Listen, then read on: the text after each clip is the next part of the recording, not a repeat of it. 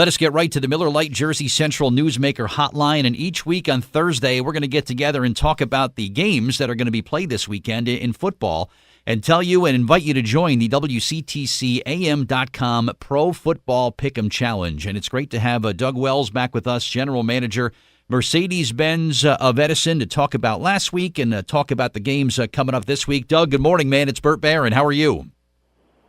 Good morning. How are you? I'm good. Doing good, man. Thanks so much. Before we jump into week two, week one, you were at 6 right. I had 8 right. I'm not proud for either of us, but how do you feel about week one? I made a couple of major mistakes, and you and I both figured the pick'em game would have been Pittsburgh. Yeah, there goes that idea, right? Ended up, Pittsburgh goes down with a tie. What are the odds of that? Yeah, a tie. I mean, come on. A tie, they say, is like kissing your sister. It doesn't count, right? How can there be a tie in football, right? I agree. I don't know. I could not believe that. I don't know. Week one's behind us, so we'll move on to week two. Before we do that, Doug, what are you driving in today? Talk about the car that you're getting to work in today. Today I'm in the brand new 2019 Mercedes-Benz S450, and the car is actually incredible. That's gorgeous. A lot of people ask me, can you tell the difference between the V6 and the V8? I'm telling anybody who's driving the S550, if they drove this car, they would not know that they're driving the 6-cylinder twin turbo. So Nice. You're able to get much better gas mileage, and I mean the car has just been incredible. I mean, I'm sitting in traffic right now, but you know it's doing its job. You hit that gas pedal, man, and that thing just goes, huh? It gets up and goes, and it's effortless. So, like, you don't even realize, you know, it accelerates without any issues. Beautiful, beautiful stuff. All right, the picks this week, Doug, and let me just give you a little bit of an insight as to me when it comes to making my picks. The rule around my household is no matter what, I have to pick all 4 cat teams every week. I have to take the Panthers, the Lions, the Jaguars, and the Bengals. My wife is a cat fanatic, so right away, my default picks are the 4 cat teams. So some weeks they'll go 4-0, some weeks they'll go 0-4. It just depends. So when you make your picks against me, keep that in mind, that I'm always taking the cat teams. I like that. It didn't. Some weeks it works, sometimes it doesn't. But you got a couple favorites, a couple games you feel good about this coming weekend? Well, first of all, the Jets really surprised me. And I was very impressed with the young quarterback, and I'm leaning towards the Jets over Miami by a large chunk because they're playing at home. Mm-hmm. The defense played incredibly well, so I'm all for the Jets. I do like Philadelphia over Cleveland. I think they're going to play them a little tougher, but Cleveland played Pittsburgh a little differently than I expected. Right. It should be interesting in week 2. And getting back to the Jets for a second, I'm a big Jets fan, Doug. And Sam Darnold's first pass as an NFL quarterback is returned for a touchdown. And I'm like, here we go again. Here we go, another year and another quarterback who's just going to break my heart. But boy, did they bounced back in such a great way. They look spectacular in week 1 against the Lions. And I do have them beating the Dolphins in week 2 in the opener at MetLife Stadium. So one of my favorite picks, I think, is the Jet game coming up. And also a game I feel pretty good about, and they were my survivor pick this week. I've got the L.A. Chargers. It still sounds weird to call them the Los Angeles Chargers. They're going to go to Buffalo, and they will have no problem with the Bills this weekend. What do you think? I happen to agree, and if you look at fantasy sports, the Chargers, were ranked in the in the top 3 defenses for fantasy points. So, I mean, I would expect that the Chargers defense is going to turn it up a little bit, and you're going to see some turnovers. Yeah, I think they'll be fine. There's some statistic out there, Doug, I don't know where it comes from, that they say, well, when a team goes from the West Coast to the East Coast and they play at 1 o'clock, they have this horrific winning record or something. You know what? Forget about what time the game is played. When the Chargers are a better team than the Bills, they're going to win if the game is played at midnight. I don't think that matters at all. I agree with you. And the other team that I like the Monday night game. I like Seattle over Chicago.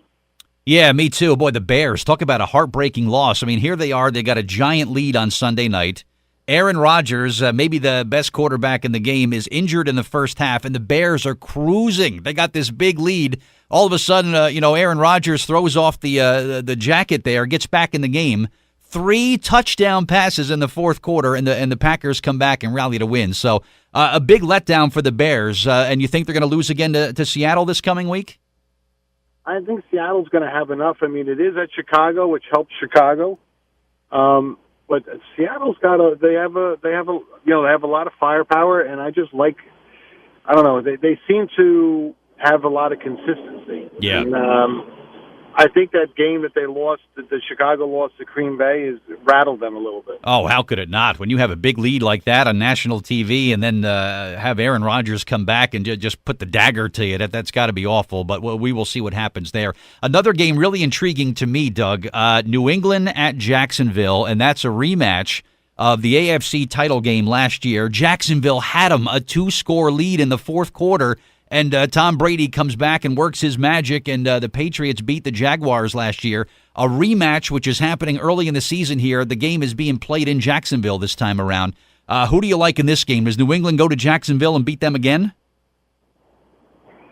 I like Jacksonville's defense. I think they're probably in the top 3 defenses right now in the league.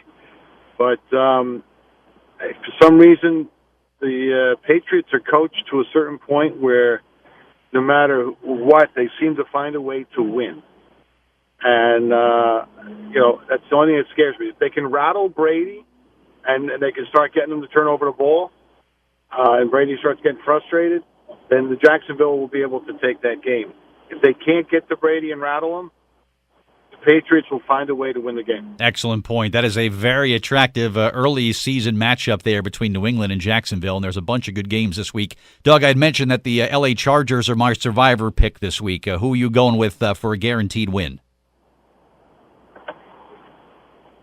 I would actually, if I was going to do a guaranteed win, yeah. But you and I did this last week, and we both lost. Yeah. I like the Chargers, but